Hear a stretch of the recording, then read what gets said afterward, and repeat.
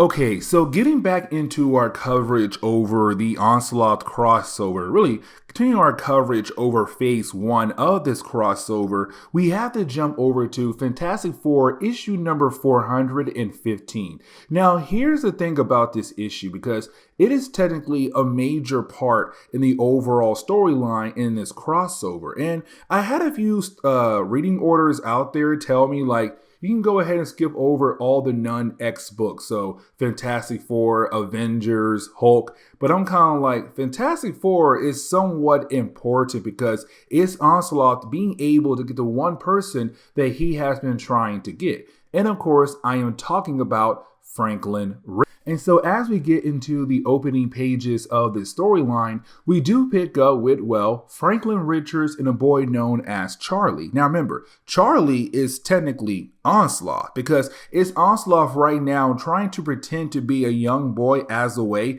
to get close and build a bond with Franklin Richards. But it's also him trying to teach Franklin how to use his abilities. So for example, right now we see Franklin going out of his way to alter reality around them. And with him doing that, he had created some kind of circus event around them. Now, while you have the two characters talking to one another, you have Magda appear. Now, around this time in Marvel Comics, as we all know, Magneto and Magda, they are the parents to the Scarlet Witch and Quicksilver. Now, things had changed over time by this point in Marvel Comics, but back then, that was the whole idea of her character. But you have Magda actually talk out to to Charles by saying, like, Charles, this is not like you to manipulate a young innocent boy. You were the innocent one, kind of hinting at the idea that there's somebody else in the mind of Charles Xavier, the possibility of Magneto. After that, you then had everything that Franklin had created just disappear. And the reason why? Because, well, the Fantastic Four had just arrived home back to their base. Now, with all that being said, when it comes to Charlie, he also disappears as a way to make sure the Fantastic Four don't see him. Now, when it comes to our heroes, at this point in Marvel Comics, they have a lot going on for their team. But for the sake of the crossover, I'm not really going to sit down and try to explain every single small detail going on with our heroes. Just know there was a lot going on for our team leading up to this issue alone. But with that being said, when it comes to the Fantastic Four, as they arrive back, they get two notifications. The first is that the Avengers are trying to call them, but also they have a guest, and that would be Charles Xavier. Now, you have Scott Lang be the one to kind of answer the call coming in from the Avengers. Here comes the big problem. You see, for Charles Xavier, he's kind of like, listen, there is no way I'm going to allow the Avengers to come in and actually support the Fantastic Four from stopping me from achieving my goal, which is getting my hands on Franklin Richards. And so while you do have Scott Lang on the call with the Avengers and also some members of the X-Men, you have Charles Xavier just put Scott Lang to sleep. But while you had Charles doing that with his mind, it's also Charles having a full-on conversation with the rest of the Fantastic Four, trying to convince them to hand over Franklin Richards to him. Now, for Charles, it's him trying to play the whole pitch of like, hey, listen, I have a school and my goal is to take in young mutants and to teach them how to control their powers, how to use their powers. But for Reed and also Sue, being Franklin parents and also being heroes with powers, they're kind of like, no, his best chance to learn how to control his abilities is technically with us, with his parents. But it's also Charles saying like, go ahead and give over your rights as guardians, as parents of him, over to me as well. Which of course, you have Susan getting very angry about the whole idea of him asking that. Now, while that is happening, for Johnny Storm, he's having a full-on conversation with, well, Lila. Now, Lila is a Skrull, and these two characters, unfortunately, have one of the most messed up love stories of all time in Marvel Comics. And the reason why I'm saying it because man, they are just so toxic for one another. But while you have the two characters talking, well, that is when you do have the Avengers and also some members of the X-Men teleport into the base of the Fantastic Four thanks to Lockjaw. Because for the Avengers, they're kind of like, hey, listen, we tried to call, we lost connection to Scott Lang. We began to freak out because we're calling for actual good reason because of Charles Xavier. But with Charles now knowing the Avengers and some of the X-Men are currently there, you have Charles switch into his Onslaught form and begin to wreak havoc in the base of the Fantastic Four. Like, unfortunately for our heroes, they don't stand a chance. And you'll see what I mean here in a moment, but you have the Avengers, X-Men, and also Johnny Storm head over to where Reed and Sue were currently at. Now, here's the thing, because when they get there, Onslaught had attacked them. And so this is Reed telling Johnny, who at first did not believe the whole idea that Charles Xavier has gone mad, that Charles Xavier is now evil and now has turned into Onslaught. Like, he did not believe in that. But seeing his brother-in-law and also his sister badly beaten, but also warning him like, hey, Charles is here for Franklin, Johnny realized, okay, it's time for me to get my A game on. And so you have Johnny and Crystal go check in on Scott Lang, because for Scott, he was the one answering the call from the Avengers. The Avengers told everyone like, hey, we lost our call connection to Scott Lang, and that made us freak out. And so once you have Johnny and Crystal find Scott, well, they also find Onslaught. Now, here's the thing, because Onslaught, being this pure psionic energy being, he is unstoppable. Like, he sends Johnny flying. When it comes to Crystal, he makes her think that currently she's right now in some kind of endless void. And so just like that, those two characters off the board. Now, you also had Nathaniel Richards there as well, who is the father to Reed Richards.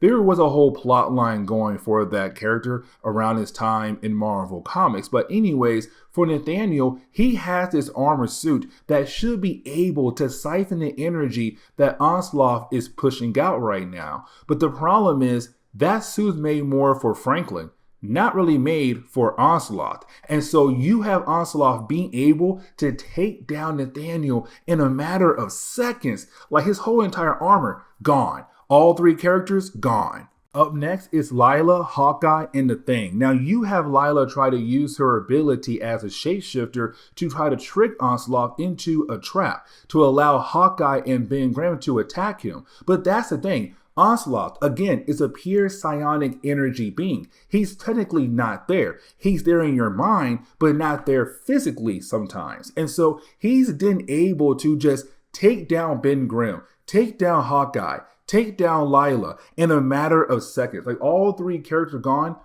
just like that. Now, up next is Bishop and also Susan Storm. And man, this part right here, I felt so bad for my boy Bishop because, okay, you have the two go into Franklin's room. Their main goal is to find Franklin. Franklin is not there, but you know who is there? Onslaught. Now, here's the thing, because for Bishop, he knows that if he is able to absorb energy given to him by other people, he can then use that energy on somebody else. And so for Bishop, he's kind of like, Susan, I need you to just keep hitting me with your force field energy. With you doing that, I can then rechannel that energy and use it as a blast to hopefully bring down Onslaught. And so she does that, and he goes through his plan, which of course, it does seem like at first it works. Like, you have Charles Xavier back to normal, guys. Charles the jerk here. He's all like, yes, Bishop, you finally saved me. You broke Onslaught for the time being. Now hurry, give me over to Jean Grey, because if you do that, she'll then be able to lock him away forever. And once you have Bishop get close enough to make sure that it is Charles Xavier, you have Onslaught come right back and take out Bishop and also take out, of course, Susan as well. Now, outside the base of the Fantastic Four, you have Apocalypse and also the Watcher there. Now, these two characters, They're just sideline people. They're just watching what's actually happening. But for the watcher, it's his job to watch. He can't intervene. He wants to because he does care about the Fantastic Four, but unfortunately, he's not allowed to. Now, for Apocalypse, it's completely different. This man is big on survival of the fittest. The strong may live, the weak may die, the strong may lead, the weak must follow. And so for Apocalypse right now, he wants to see who will come out as strong and who will come out weak out of this whole situation when it comes to Onslaught. And this kind of leads us into the ending for this chapter alone. Because once you do have all the different heroes come together, they believe they have the ability, if they work together, they should be able to bring down Onslaught. And guys, let me tell you, this man's more of like, yeah, so I'm gonna let y'all think y'all going to win for a good while there, and then like at the very last second, I'm gonna show you why there's no way you are going to win. And so in a matter of seconds, you have Onslaught just take out every single hero in that room. The Avengers, Bishop, also, I think it was Bishop there. Oh, Iceman too. Iceman's there. But also the Fantastic Four. They all have been defeated. Every single one of them. And then you have Onslaught walk over to Franklin Richards. He picks him up and they leave. And so this plot line will pick up in X-Men issue number 55. But first, we must jump over to X Factor next. Now, when it comes to X Factor issue number 125, of course, a huge celebration issue for this series, we have to remember that when it came to Onslaught, he was able to get one of the X-Men onto his side, and that would be Beast. But let's not forget that this is not our Beast. This is Dark Beast from the Age of Apocalypse reality. Now, here's the thing about Dark Beast though. You see, for Dark Beast, he joined Onslaught's side as soon as he saw that he was able to take out the entire X-Men team. But also for Dark Beast, when he arrived in this reality alongside with the Sugar Man, they arrived 20 years in the past. And so behind the scenes, you had Dark Beast being able to do all these different types of things. But for Onslaught, he wants to know for sure that Dark Beast is on his side. And so for Dark Beast, he said, listen, I have a team. I have somebody special on my team to kind of show you that I am truthfully on your side. And that would be Havok.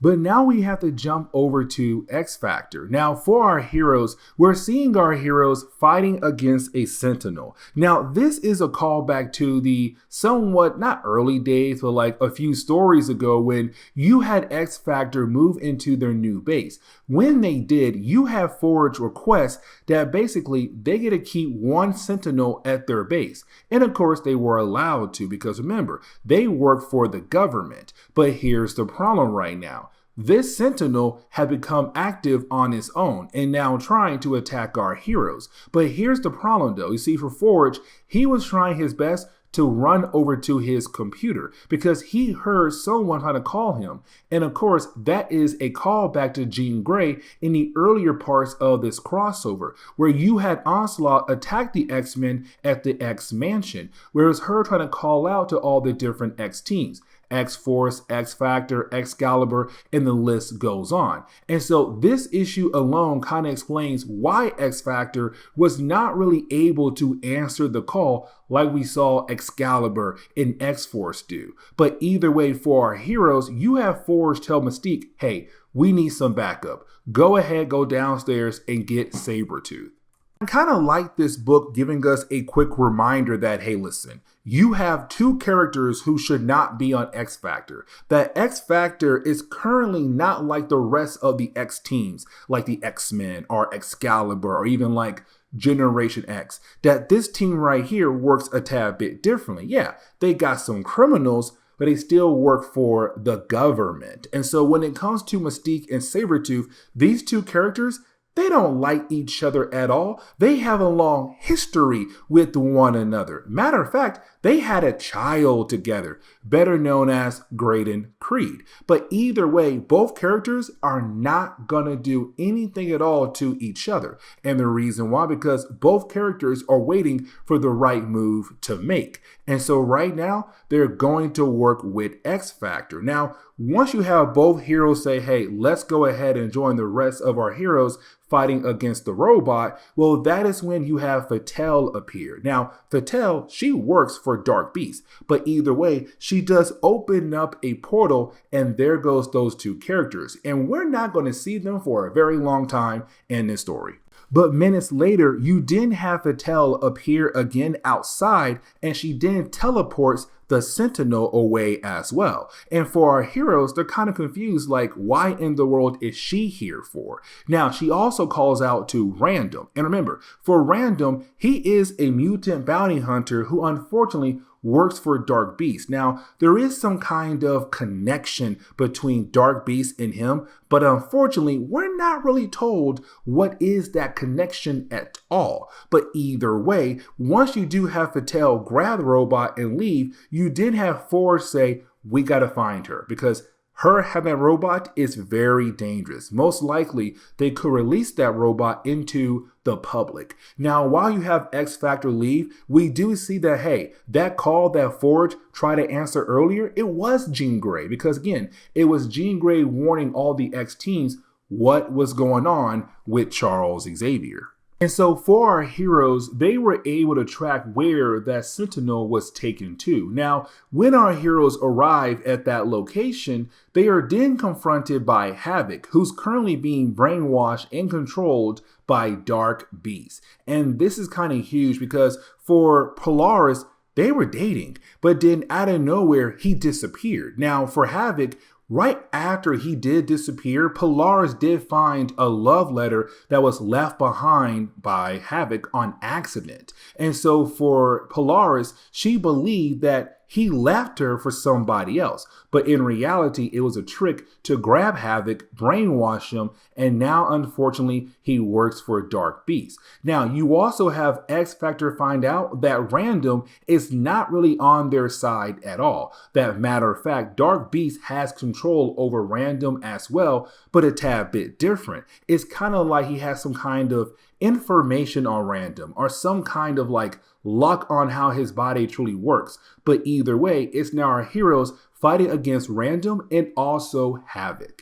While you have the different members of X Factor fighting against Fatale and also Random and Havok, you had Forge sneak into the place. Now with him doing that, he comes to find out that this whole entire building is holding onto a bunch of Sentinels. And Forge, he knows this cannot be a good thing at all. But unfortunately for Forge, there's somebody else there working for Onslaught being able to grab him. So as we do switch outside, we do learn who grabbed Forge, a character known as Post, who does work for Onslaught as well. And so now you have Post, Fatale, and also Havok and Random working together. Now, in mid-battle, it really comes down to seeing Havok and Polaris fighting against one another. But it's also Polaris trying to hold back because this is the man that she truly loves. She hates the idea of hurting him, but at the same time, it's kind of like, girl, what are you doing? You gotta fight back because if you don't, he's going to kill you. He was commanded to kill you. Now,